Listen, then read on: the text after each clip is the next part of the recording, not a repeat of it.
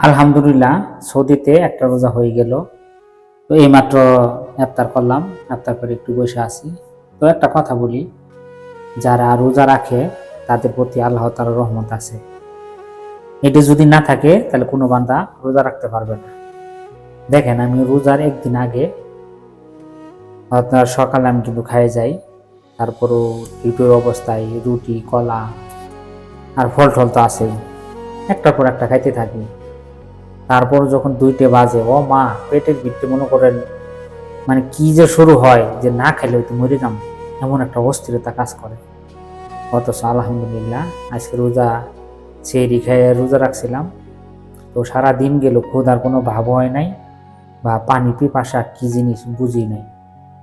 আর কাজ তো আছেই, আলাতুর আলাতুর একটার পর একটা। তারপরেও কিন্তু শরীর দুর্বল হয় নাই। ওই যে বললাম, যারা রোজা রাখে তাদের প্রতি আল্লাহ তাআলার বিশেষ রহমত আছে।